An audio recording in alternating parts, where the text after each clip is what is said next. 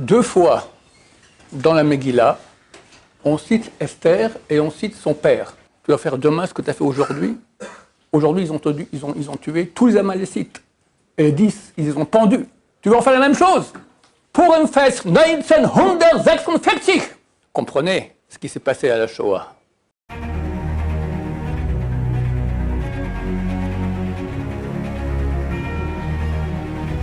Ce jour dédié pour l'élévation de l'âme de Sacha Shmuel Ben Feliza Esther, Zechron Lebracha de mémoire bénie. On est mercredi, la semaine prochaine. Mercredi, c'est la fête de Purim ici à Yerushalayim. Dans le monde entier, c'est mardi. On va parler un peu de la Megillat Esther. Avec l'actualité, il y a de fortes chances que Purim, la semaine prochaine, on soit en guerre contre l'Iran.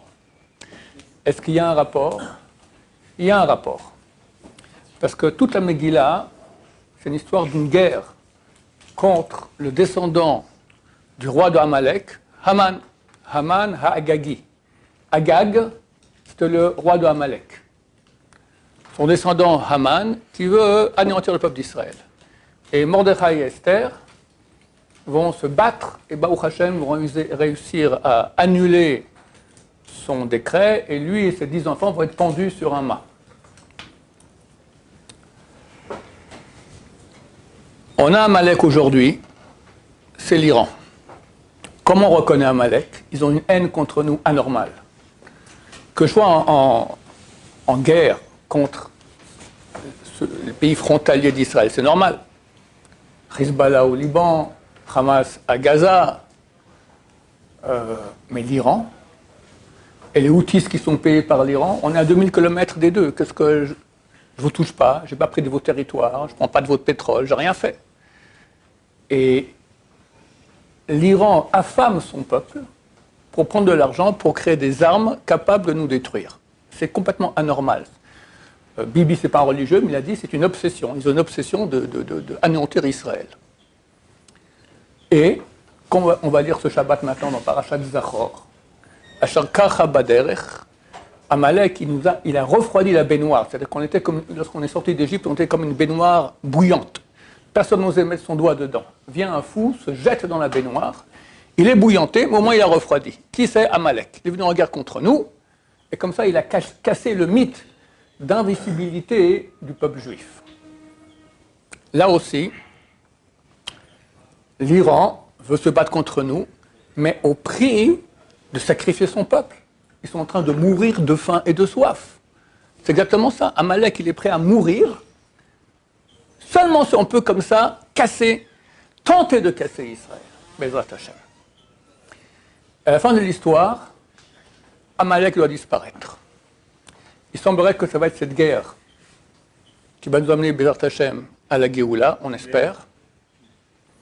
Et si cette guerre a lieu pendant Purim, c'est extraordinaire, parce que c'est vraiment la guerre contre Amalek.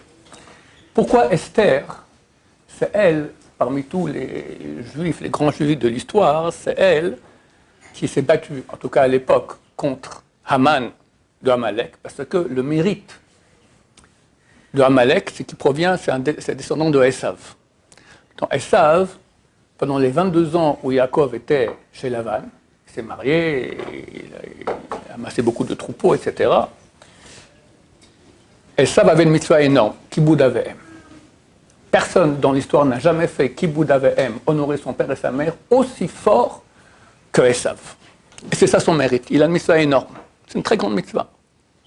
Il fallait prendre quelqu'un qui n'avait pas de parents. Esther, c'est marqué dans la Megillah, qu'en la Avehem, elle n'a ni père ni mère. Quand elle a été conçue, le père il est mort. Quand elle est née, la mère elle est morte.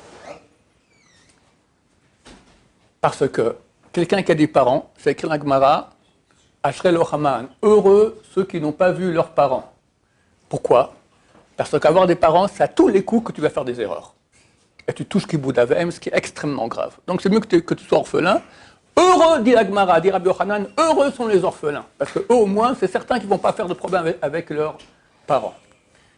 Alors Chaim Kanevski pose la question, ouais, mais ok, ça c'est au négatif, mais au positif, faire la mitzvah, ils ne vont pas faire. Alors, quelqu'un qui aurait beaucoup voulu avoir des parents pour pouvoir les honorer, c'est comme s'il les a eus, c'est comme s'il a fait la mitzvah. C'était le cas de Esther.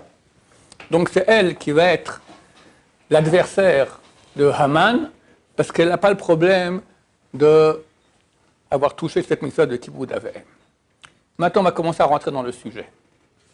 Ce que je vous dis, c'est écrit nulle part dans aucun bouquin. J'espère que je ne vais pas me tromper. C'est des choses, je pense, qui ont à voir avec l'actualité. 2 fois dans la Megillah, on cite Esther et on cite son père. Esther bat Avichaï. Son père s'appelait Avichaï. Elle est citée des dizaines de fois dans la Megillat Esther. Mais 2 fois seulement, on la cite en disant son père aussi. La première fois, c'est dans le chapitre 2, verset 15. Ubehagi Yator Esther bat Avichaï. Et lorsqu'est venu le tour de Esther bat Avichaï, toutes les femmes qui venaient pour être candidates à être la femme du roi, qui était Dod Mordechai. Avichaï, c'était l'oncle de Mordechai. Et lui s'est marié avec, donc, la fille de son oncle. Asher Lakach Lo Levat, qui l'a pris en tant que fille, mais en tant que femme, la voie à la mère pour venir chez le roi, Lo Biksha Davar. Elle n'a rien demandé. On lui a dit, qu'est-ce que tu veux? Tu veux des danseuses, tu veux une belle robe, tu veux des tambourins, qu'est-ce que tu veux? Moi, je veux rien du tout. Comme ça, elle est rentrée, se faire examiner par le grand examinateur des femmes, préposé par le roi Achashverosh. Pourquoi est-ce qu'on cite ici son père? Qu'est-ce qu'on en a à faire de cette histoire-là? Pourquoi Esther bat Avichaï, alors que tous les autres endroits, on ne cite pas son père? Deuxième fois, c'est à la fin de la Megillah. Mordechai et Esther décident d'écrire une deuxième fois l'ordonnance aux Juifs de faire la fête de Pourim. C'est le verset 29 du chapitre 9. Vatirtov Esther Hamalka bat Avichaï. Et a écrit Esther, la reine, fille de Avichaï, et Mordechai le juif, et kol tokef, toute la puissance. La Kayem est Igeret Purim Azot Hashenit, de réaliser cette deuxième lettre de Purim. Il y a eu une première lettre. C'est exactement les versets d'avant, depuis le verset 20 jusqu'à ce verset-là. C'est marqué, je vais vous lire en français, ça ira plus vite que de traduire mot à mot. Et ça nous posera une très grande question. Mardoché mit par écrit ces événements et expédia des lettres à tous les Juifs, proches ou éloignés, dans toutes les provinces du roi Assuérus, leur enjoignant de s'engager à observer année par année le 14e jour du mois et le 15e jour. C'est-à-dire les jours où les Juifs avaient obtenu rémission de leurs ennemis, etc., etc. Tous les versets qui parlent maintenant de faire Pourim. C'est pourquoi on appelle ces jours-là Pourim. Les Juifs reconnurent et acceptèrent pour eux, pour leurs descendants et pour tous ceux qui se rallieraient à leur obligation immuable de fêter ces 2 jours-là, suivant la teneur des écrits et la date fixée année par année. De commémorer et de célébrer ces jours de génération en génération dans chaque famille, dans chaque province et dans chaque ville, de ne pas laisser disparaître ces jours de Pourim du milieu des Juifs, ni s'en effacer le souvenir du milieu de leurs descendants. Donc Mordechai a demandé aux Juifs, on fait une nouvelle fête maintenant, Pourim. Et il y a 10 versets qui parlent de ça. Et c'est marqué à la fin, tout le monde a pris, dans toutes les familles, dans toutes les villes, pour toujours immuable, on fera Pourim. Juste après, puis la reine Esther, fille d'Abichaï, et Juif Mardoché écrivirent de nouveau de faire cette fête. Vatirtov, et c'est marqué un peu différemment, enfin on peut dire dans la traduction, en tout cas je vous le lis dans l'hébreu, et ils ont écrit Vatirtov, Esther Amalka bat Avichaï ou Mordechai Yehudi, et kol tokef, après il y a une virgule, toute la puissance. On ne dit pas quelle puissance, c'est quoi cette puissance? Qu'est-ce que ça vient dire là? D'abord, pourquoi tu écris? Tout le monde a accepté qu'ils allaient le faire. Pourquoi tu réécris? Alors Rachid a dit, ils s'étaient un peu affaiblis les Juifs, il a renforcé de nouveau de faire la fête de Pourim. Mais excusez-moi, ça cloche, parce que c'est marqué les 10 versets auparavant qui sont pris sur eux, qu'ils allaient faire dans chaque ville, dans chaque pays, pour tout, ils sont immuables, total. Pourquoi tu me répètes maintenant qu'il faut faire la fête de Pourim? Tu m'écris ce mot-là, Kol Tokef, toute la puissance, puissance de quoi? Et il y a aussi une chose intéressante, Vatirtov, le premier taf du mot Vatirtov, il est écrit en grand, en majuscule dans la Megillah. Il y a des fois des lettres en minuscule, des fois en majuscule. C'est une majuscule. Pourquoi ce grand taf? Voilà, chers amis, la question posée. Dans quelques minutes, il y aura la réponse. Pour comprendre la réponse, je dois vous parler d'un cours très connu que j'ai fait qui s'appelle Germania. J'espère que vous l'avez tous vu. Enfin, sinon, maintenant, je vous recommande de le voir parce que je vais en parler maintenant, mais en résumé. C'est dommage de le voir en résumé, il faut le voir en vrai avec les images et c'est fantastique. Ça parle de la paracha de Vaishlach. Vaishlach, c'est Yaakov qui revient de chez Lavan après 20 ans qu'il a vécu là-bas en Irak, chez Lavan. Il revient en terre d'Israël. Et sur le chemin, on nous dit Vaishlach Yaakov, c'est le début de la paracha, Vaishlach Yaakov malachim lefanav el Esav achiv versa seir sde Edom. Et Yaakov envoya des anges. Malach, ça peut être aussi un envoyé terrestre, un envoyé humain. Ça peut être aussi un ange. Rachid dit des anges. Malachim mamash, vraiment des anges. Les Fanav devant lui, El Esav achiv versa seir, vers Esav son frère, dans le pays de Seir, dans la campagne d'Édom. Ce verset, il ne veut rien dire. Il ne veut rien dire. D'abord, pourquoi t'envoies des anges? De quel droit t'envoies des anges? Quelqu'un comme Yaakov Avinu peut se permettre d'envoyer des anges, mais quand il y a une nécessité. Tu avais des centaines ou des milliers de serviteurs. Tu prends quelques-uns à dos de chameau, ils vont quelques jours voir Esav, dire le message et revenir. Pourquoi t'envoies des anges? De quel droit? Si tu n'as pas le choix, je comprends, mais tu as le choix. Première question. Deuxième, il a envoyé les anges devant lui. Il va où, Yaakov? Il va en terre d'Israël, voir son père Yitzhak. Qui est là-bas avec Yitzhak? Esav, qui, comme j'ai dit auparavant, il faisait Kiboud Avehem. Donc, c'est clair que si tu envoies des anges vers Esav, c'est devant toi. C'est ni à gauche, ni à droite. Pourquoi c'est marqué devant? Il n'y a jamais un mot qui est écrit dans la Torah pour rien. Pourquoi c'est marqué devant lui? Troisième question. Tu envoies chez Esav, Artsa Seir, dans le pays de Seir. Erreur. Erreur. Esav, il n'est pas en Seir, il est en terre d'Israël avec Yitzhak. On est ici au chapitre 32. Au chapitre 36, la Torah va nous dire que Esav, il avait tellement de troupeaux, et Yaakov tellement de troupeaux, qu'Esav s'est dit, ok, je suis le camp, je ne reste pas ici en Israël, je pars, il est parti, et est allé dans le pays de Seir. C'est dans 4 chapitres. Qu'est-ce que tu envoies maintenant? Les envoyer à Seir. Ça ne tient pas la route, il n'est pas là-bas, Esav. Mauvaise adresse. Il leur ordonne de dire à Esav, j'étais jusqu'à maintenant avec Lavan, Vaechar ad ata, et j'ai tardé jusqu'à maintenant. Quoi tarder? On a fixé rendez-vous, que tu me dis que tu as tardé, on n'a fixé aucun rendez-vous. Pourquoi tu as tardé jusqu'à maintenant? Qu'est-ce qui s'est passé? Quoi? Tu es en retard par rapport à quelle date? Qu'est-ce qui se passe? On va expliquer cela un peu plus tard. Les anges reviennent et disent, Esav vient avec toi avec 400 hommes. 400 hommes, 400 mercenaires pour te tuer. Yaakov, il a une peur terrible et il décide de partager son camp en deux, se disant, si viendra Esav sur un des camps, l'autre camp sera sauvé. Bon.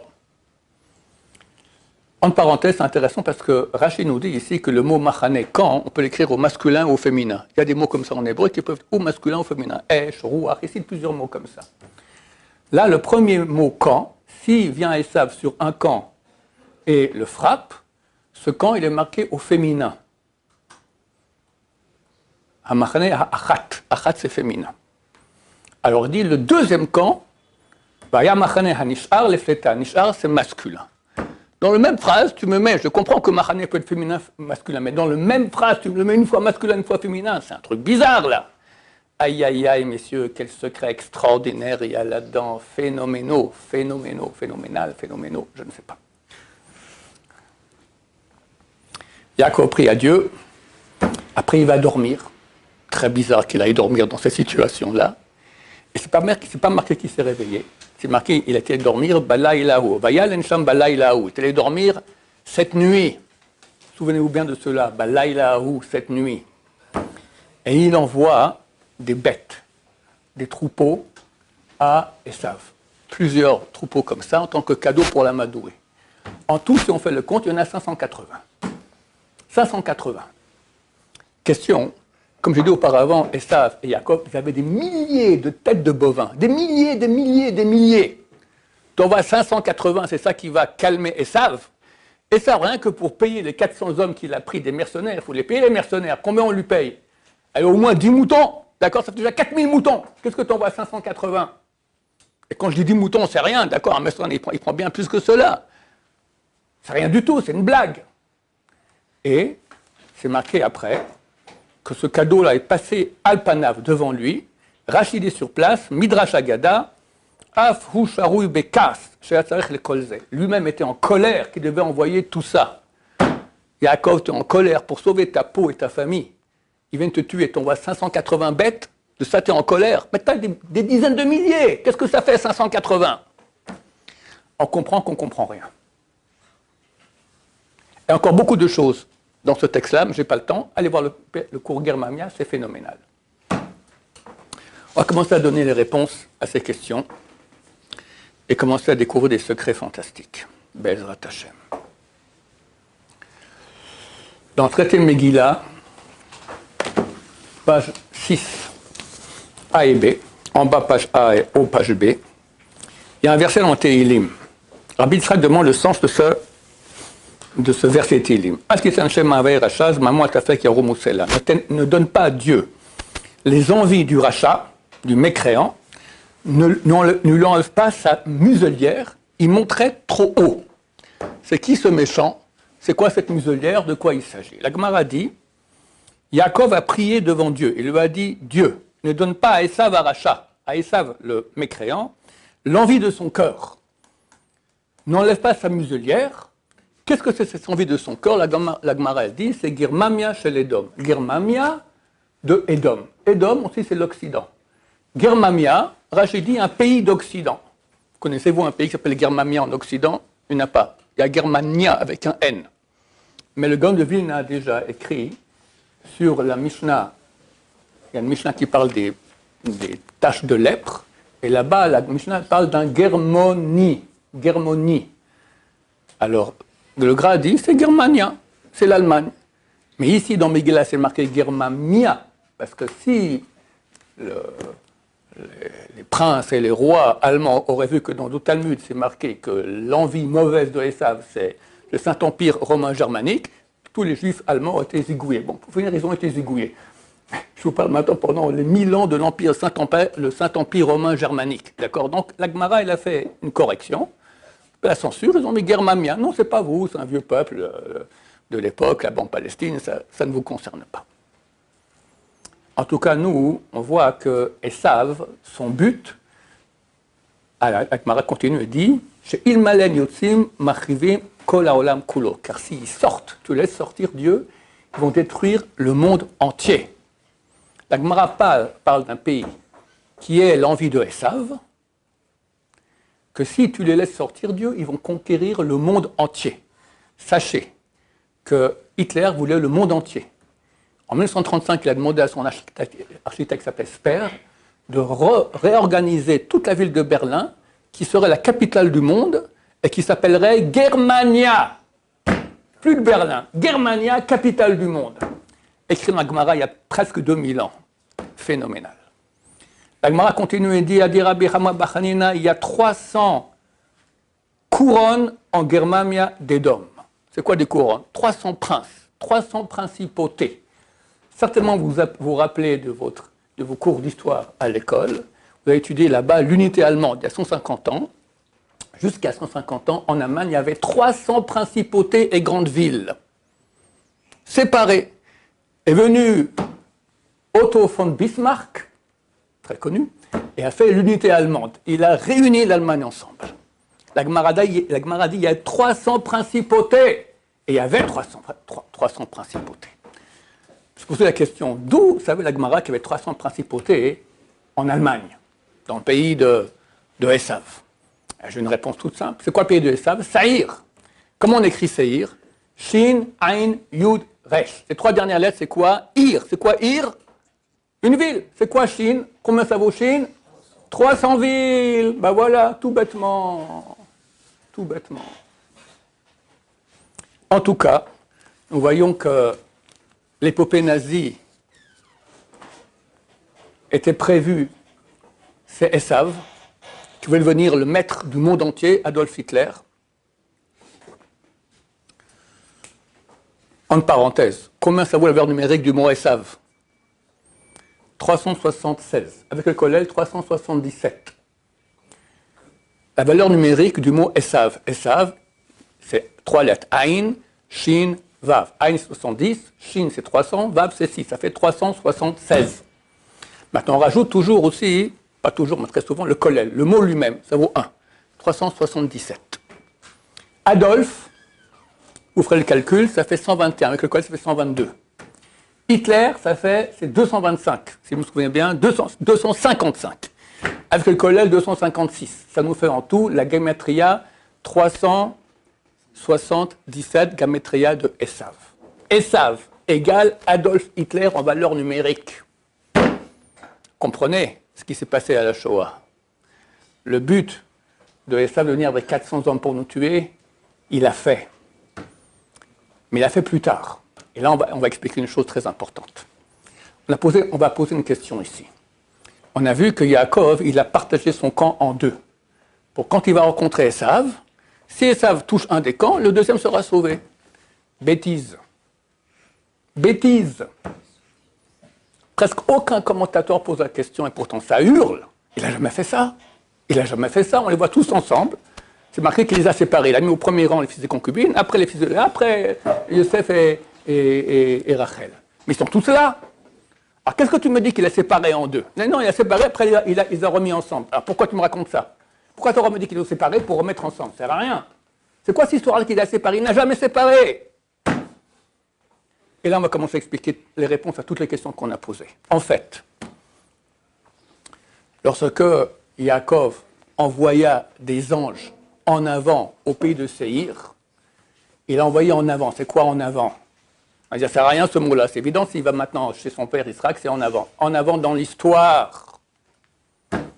Il vivait il y a 3500 ans, Yaakov. Il envoie des anges. Pourquoi des anges? Je ne peux pas envoyer dans l'histoire en avant, dans le futur, des serviteurs sur des chameaux. Ça ne marche pas. Des anges. Ça, tu peux prendre des anges. Allez voir le sale coup que me prépare Esav pour la fin des temps. Les anges reviennent et disent, il revient avec 400 hommes pour te tuer. Pourquoi on nous dit 400? Qu'est-ce qu'on a à faire que c'est 400? Une armée pour te tuer. 400, c'est les forces du mal. Très souvent, on voit 400. Yaakov, Avraham Avinu, il va acheter le caveau de Marpella pour sa femme et lui et toute la famille. Pour 400 shekels, c'est la somme qu'il fallait donner aux forces du mal pour retirer le caveau de Marpella. De qui il achète cela? De Ephron. Ephron, valeur numérique, 400. Le roi David va se battre contre Amalek. Il prend avec lui une armée entière. Il tue tous les Amalécites, sauf 400 qui s'échappent. Et lui-même, il va laisser 400 gardes sur le camp. La Gemara raconte que Rav Matana va dans la rue, il voit une femme mal habillée. Il a déchiré son habit. Il lui-même, I'm not Yud, je ne suis pas juif, je suis une... Parce que j'en sais moi, d'accord, une anglaise. Oh là là, il a dû payer une amende de 400 shekels. Yalta, la femme de Rabbi Nachman, on leur a envoyé après le repas à Birkat Amazon le verre de vin. Elle n'était pas contente, elle a cassé 400 tonneaux de vin. Chaque fois qu'on nous parle de mal, c'est 400. Le Ramchal dit, 400 c'est la dernière lettre de l'alphabet, et c'est marqué Ragaya Yordot Mavet. C'est pied, il a un pied qui descend jusque dans la mort. 400, c'est les forces du mal, jusque dans la mort. Et ça vient avec 400 hommes. Les anges reviennent lui dire à Yaakov, il vient maintenant, Esav, à la fin des temps, avec 400 hommes pour te tuer. C'est quoi 400? Prenez un taf. Mettez un autre taf au-dessus, à l'envers. Qu'est-ce que vous avez? La croix gammée. La croix gammée. Et pas la croix hindoue, la svastika qui est à l'envers. C'est la croix gammée. Les forces du mal. C'est ça Hitler. C'est ça Esav. Donc on commence à avoir des réponses à toutes nos questions. Pourquoi t'envoies des anges? Pourquoi en avant? Pourquoi à Séhir? Parce que Séhir c'est le pays, c'est l'Allemagne, c'est 300 villes. Pourquoi 400? Et il sépare son camp en deux. Pas à l'époque, il y a 3500 ans, pendant la Shoah. Une partie sera décimée, tout le nord du peuple juif, tous ceux qui étaient en Europe, ils ont été ratatinés, et le sud, Baruch Hashem, ils ont survécu. C'est ça qu'il a partagé en deux. Pourquoi au féminin ou au masculin? Féminin, c'est le din, c'est la gauche. Toujours dans la Torah, quand on va en face, c'est l'est. Derrière, l'ouest. La gauche, c'est le nord. Le sud, c'est le masculin, c'est le sud. Donc, s'il vient à Esav et frappe un des camps féminins, le nord, toute l'Europe. L'autre camp, sud, toute l'Afrique du Nord, Maroc, Tunisie, etc. Sauvé, Baruch Hashem. Sauvé. En passant, les gens ne savent pas. Tu demandes à des gens qui sont un peu calés en histoire. C'est quoi la première défaite allemande durant la Seconde Guerre mondiale? Alors, tous disent Stalingrad, février 1943. Dans le Baba, c'est faux. C'était en Égypte, la bataille de El Alamein, début novembre 1942. Première défaite allemande. Le général allemand Rommel, Erwin Rommel, qui était un général brillant, vient se battre contre Montgomery, le général anglais, et les Anglais vont gagner la guerre. Pas parce que les Anglais étaient plus forts, il y a eu un problème de conjonction entre les bateaux d'essence et les tanks allemands. Les tanks ont été immobilisés, ils ne pouvaient plus bouger, il n'y avait pas d'essence. Ils ne pouvaient plus bouger, les Anglais ont attaqué et ont gagné. Si les Anglais perdaient cette guerre contre Rommel, en quelques jours, Rommel était ici en Israël. Et c'était la fin. C'est aussi écrit dans la paracha, je n'ai pas le temps de vous raconter ça, vous regardez le cours Germamien. D'accord? C'était la fin. C'est la première défaite allemande pour que Jérusalem ne soit pas conquis, pour que nous on puisse être ici maintenant, avoir une nouvelle vie, Hashem Mashiach viendra très bientôt. D'où on voit dans les sages d'Israël que ce passage de Yaakov, comme j'expliquais maintenant, qui parlait du futur, ça c'est moi qui dis. C'est un peu gonflé, tu dis Yaakov parle du futur, en avant, les anges, tout ça. Il y a un signe dans les écrits de Chazal, le Tour, Baal HaTurim, qui est un des grands commentateurs de la Bible, vivait au XIIIe siècle. Il dit, lorsque Yaakov dit aux anges de dire à Esav, Vaechar ad ata, j'ai tardé jusqu'à maintenant. Pour la question, pourquoi tu lui dis ça? Lui, il dit le tour ata, jusqu'à maintenant, c'est 3 lettres. Ain, taf, hei. Ain, c'est 70. Je te rencontrerai après que passent ces 70 ans qu'il y a entre le premier temple et le deuxième temple. Taf, c'est 400. Les 400 ans d'esclavage d'Égypte. Hei, 5. 5000 ans. Au 6e millénaire, je te rencontrerai. Voilà une source des sages d'Israël, comme quoi la rencontre entre Yaakov et Esav dont on parle, c'est la fin des temps. Il y a eu une rencontre à l'époque, ils sont vus, mais ils ont préparé le campement, ils sont embrassés, tout allait bien, d'accord. Il y a une autre rencontre, celle dont parle Yaakov, que s'il vient sur un camp et le détruit, l'autre sera sauvé, c'était pendant la Shoah. C'est quoi les 580 bêtes qu'il envoie Yaakov pour amadouer Esav et il s'amadoue? C'est rien du tout. En fait, si on prend le chiffre le plus grand qu'il y a en hébreu, c'est 10 000, Revava. Il n'y a pas de chiffre plus grand. On n'a pas 1 million, on n'a pas 200 000, d'accord? On a Revava, c'est 10 000. Si on compte que chaque bête correspond à 10 000, ça te fait en tout 5 800 000. 5 800 000, c'est le chiffre authentique du nombre de morts pendant la Shoah. Comme ça dit l'Institut pour la Shoah en Amérique, ils ont fait le calcul, ce n'est pas 6 millions. 6 millions, on a un peu arrondi, d'accord? 5 800 000, c'est exactement le nombre de bêtes que Yaakov envoyait à Esav pour le calmer. Les forces du mal. Et après ça, Baruch Hashem, Hitler a été détruit et on a pu, Baruch Hashem, créer l'État d'Israël, venir en Israël, etc. 580, ça correspond à la valeur numérique du mot Seir, qui est non seulement le nom du pays de Esav, mais Seir, c'est quoi? C'est le bouc, Seir l'Azazel, le bouc qu'on envoyait à Yom Kippour, aux forces du mal, pour qu'il arrête de nous accuser. Et comme ça, on pouvait passer et Dieu pardonnait nos péchés. Comme les gens qui ont des troupeaux là-bas en Amérique du Sud, quand ils veulent passer une rivière où dedans il y a des poissons, là, comment on appelle ces poissons-là, hein? Piranhas, qui dévorent. Alors, ils jettent une vache, tous les piranhas sautent sur la vache, il a des bourres, et hop, le troupeau il passe tranquille. C'est ça qu'on fait à chaque année à Yom Kippour. On envoie un Seir l'Azazel, un bouc dans le désert, qu'on jette là-bas à un endroit, le Azazel du mal, et comme ça on passe. C'est ce qui s'est passé. On a envoyé, hélas, un tiers du peuple juif, 580, c'est terrible. 580, ça veut dire 5 800 000 juifs qui sont morts là-bas, mais Baruch Hashem, après, Dieu a dit, ok, vous pouvez revenir en terre d'Israël, ça va être la fin, Bezat Hashem, très très bientôt, dans quelques jours. Et on va parler maintenant de la suite. On a posé la question, pourquoi c'est marqué 2 fois Eser Batavichail? Moi, je pense que ce n'est pas son nom, le nom de son père, c'est vrai. Mais là, on parle de son père, du père de Yaakov Avinu. Yaakov Avinu, le père. Pourquoi? Avi Chai, mon père, Chai, c'est le combat. Ces 2 fois où on parle de Esther, c'est en situation maintenant où elle ressemble à Yaakov Avinu.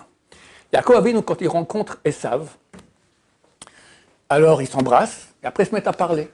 Esav lui propose, viens, je te donne quelques gens avec toi, comme ça en cadeau. Il lui dit, non, yesh liko, j'ai tout ce qu'il me faut. Ça, c'est la réponse qu'a donnée Esther.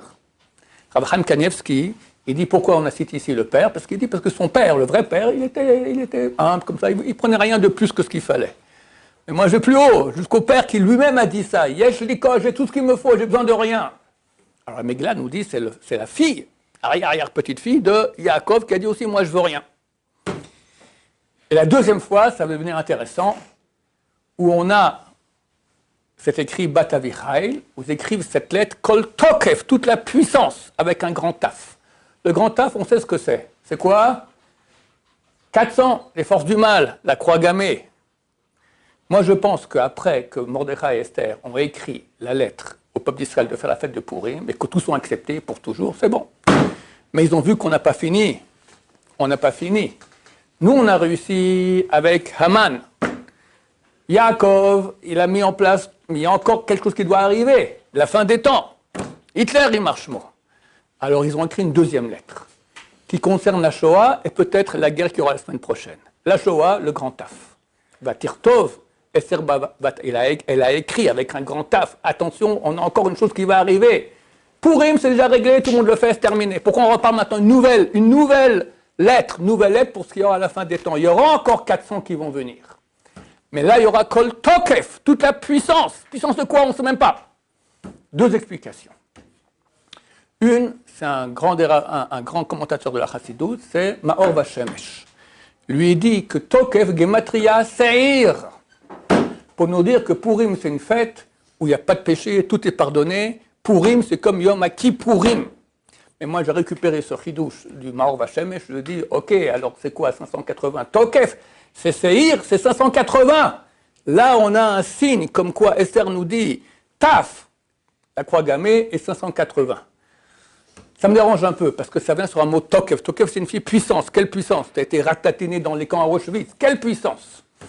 À mon avis, le Taf correspond à la Shoah, le Tokef correspond à la guerre qui normalement va commencer à Pourim la semaine prochaine. Par le mérite de Seir, comprenez quel mérite on a, que 5 800 000 sont morts dans les camps, mais c'est un mérite terrible. Un qui meurt al Kiddush Hashem, c'est la plus grande mitzvah de toutes les mitzvahs de la Torah, mourir parce qu'on est juif. Là, on a 5 800 000. C'est ça qui va nous permettre, Bédrat Hashem. Kol Tokef, toute la puissance, pour détruire notre ennemi, et on va aller vers la Géoula. Je vous rappelle encore 2 choses super intéressantes. Il y a 2 ans, toutes les yeshivot ont allé voir le Yanouka. Et moi, j'aime bien parler de la Géoula et tout ça, et la guerre, et les Français, est-ce qu'ils doivent rentrer, rester, tout ça. Bon. Et il a fait tout un discours, puis il a dit, sachez que dans la guerre qu'on aura à la fin des temps, Mordechai et Esther vont se battre. T'entends? Normalement, la guerre sera Pourim la semaine prochaine. Mordechai et Esther vont se battre. C'est ça le Tokef qu'ils écrivent. Ils écrivent, voilà, on va se battre, il y aura le Tokef, toute la puissance. Et grâce aux 580 qui sont morts, 500, ça va être 5 800 000, on va gagner cette guerre contre Esav, contre Amalek. Deuxième chose que je voulais vous dire, le rabbi de Chabad, le rabbi Lubavitch, il y a un verset qui dit, c'est le dernier verset de la fin des temps, dans la Torah, que dit le prophète Bilham. Des flottes armées viendront des îles éloignées. Ve'inu Ashur vont persécuter l'Assyrie, le pays d'Assyrie. C'est quoi? C'est l'Irak. Ve'inu Ever, elles vont persécuter le pays qui est au-delà du fleuve. Le fleuve, c'est l'Euphrate, au-delà, c'est l'Iran. Gam Moed Obed, lui aussi disparaîtra. Fin de la prophétie. C'est la fin des temps.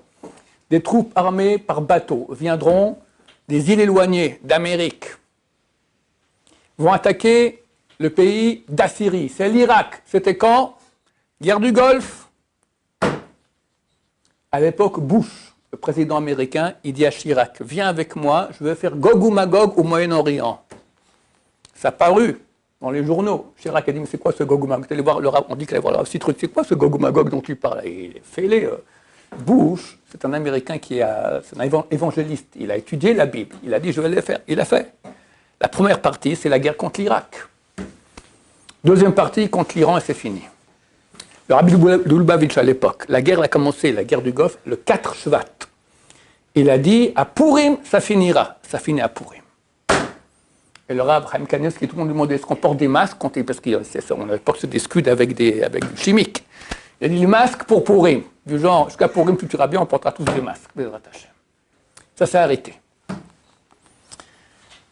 Moi, j'ai cru et j'ai appris que le rabbi de Chabad, il a dit ça. Il a dit, ça va s'arrêter à Purim et ça va recommencer après. Vraisemblablement dès Purim, mais ça sera à Batsra. Batsra, c'est la deuxième ville d'Irak, Bassora en français, qui est à 50 km de la frontière iranienne, sur laquelle actuellement l'Iran est en train d'amener toute son armée. D'accord, il va y avoir là-bas des combats meurtriers. Et dans le prophète Yeshayahu, c'est marqué Mizeba mi Batsra, Mizeba Chamus Gadim mi Botsra, Rav Loshia. Qui est celui qui vient avec ses habits qui sont tout rouges, éclaboussés de sang de Botsra? Rav Loshia pour nous sauver. C'est la fin des temps, Bezrat Hashem. Donc, Rabbi Chabad a dit il y a une deuxième guerre qui va recommencer à Purim pour la fin, Bezrat Hashem. On espère que celle que nous aurons la semaine prochaine. J'espère, et on envoie un signe à cela dans la Megillah. C'est dans encore 2 minutes, je vous donne encore un très beau chidouche qui est dans la Megillah, vu que c'est Megillah Tefer très bientôt. Ça n'a presque rien à voir avec le sujet, mais quand même c'est trop beau pour pas... Ceux qui veulent voir cela en mieux avec des photos, tout ça, qu'il aille voir dans le cours Germamia. On reprend notre hommage en français. Je vous lis la Megillah. Dans Suse, la capitale, les Juifs tuèrent ainsi et exterminèrent 500 hommes. En outre, Pashandata, Dalfonas, Pata, Porata, Adalia, Aridata, Parmashta, Arissa, Arida et Vaizata, les 10 fils d'Aman, fils d'Amdata, persécuteurs des Juifs. Et les mirent à mort, mais ils ne portèrent pas la main sur le butin.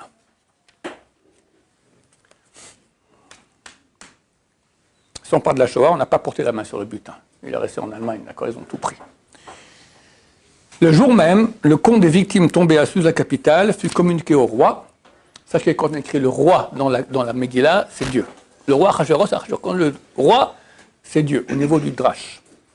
Et celui-ci dit à la reine Esther, à Suse, la capitale, les Juifs ont tué et exterminé 500 hommes, ainsi que les 10 fils d'Aman. Que n'auront-ils pas fait dans les autres provinces du roi? As-tu encore une demande à présenter? Elle te sera accordée. Un souhait à exprimer, il sera réalisé. Dieu dit à Esther, on a tué tous les ennemis, les 10 fils d'Aman ont été pendus. Qu'est-ce que tu veux? Dis-moi ce que tu veux, accordé d'avance. Elle aurait demandé le temple, dommage. Esther répondit au roi, si tel est le bon plaisir du roi, qu'il soit permis aux Juifs dans Suse de faire demain encore ce qu'ils ont fait aujourd'hui, et que le 10 fils d'Aman soit pendu à la potence. Tu vas faire demain ce que tu as fait aujourd'hui? Aujourd'hui, ils ont tué tous les Amalécites. Et les 10, ils les ont pendus. Tu vas en faire la même chose? Le roi ordonna de procéder de la sorte, et un édit fut publié à Suse, et on pendit les 10 fils d'Aman. Et ils ont déjà été pendus hier, qu'est-ce que tu reprends de nouveau les cadavres? Oui, c'est ce qu'elle a demandé. Bizarre. Demande un truc bien plus intéressant. À mon avis, ça revient sur ce qu'on a dit. Sachez qu'il n'y a aucun texte de la Bible où il y a autant de secrets que la Megillat Esther. C'est connu, c'est un truc, on ne comprend pas la moitié. C'est plein de secrets. Pas moi qui l'ai dit, c'est des grands d'Israël.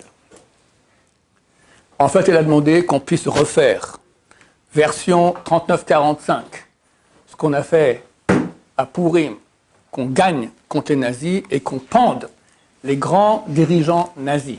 Combien il y en avait? Une vingtaine. C'était les procès de Nuremberg. À la fin, 11 ont été condamnés à mort par pendaison. Un, le chef de la Luftwaffe, l'armée de l'air, Hermann Göring, se suicide dans sa cellule. Il ne reste plus que 10. Il avait du poison dans une bague, il s'est suicidé.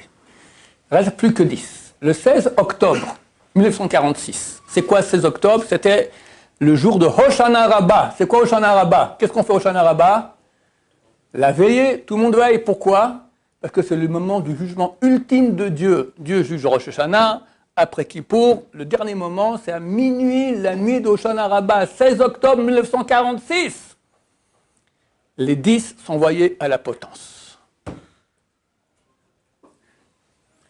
La date, c'était l'année 5707. du calendrier juif. 5707. Dans toutes les Migilot Esther, depuis toujours, et j'ai des photos de Migilot du Moyen-Âge, quand il y a la liste des 10 fils d'Aman, il y a une grande lettre, un grand vav, dans le mot Vaizata, le dernier. Vaizata, un grand vav. Et 3 petites lettres. Taf, Shin, Zain. Taf, Shin, Zain, c'est 707. Vav du 6e millénaire, le grand vav. En cette date-là, c'était le jour du jugement ultime de Dieu, de l'année 5707, donc 707 du 6e millénaire, les 10 fils d'Aman ont été pendus. Procès Nuremberg. Témoignage de Julius Streicher, un des 10 qui a été pendu. Juste avant d'être pendu, il crie, ceux qui parlent allemand ici seront contents, Purimfest 1946. Et on le pend. Qu'est-ce que c'est en français? Fête de Purim 1946. Purim, c'est pas Purim, c'est Rosh Hashanah. Purim, c'est au mois de mars ou février cette année. Là, on est au mois d'octobre, le 16 octobre. Qu'est-ce que tu dis? Purim Fest.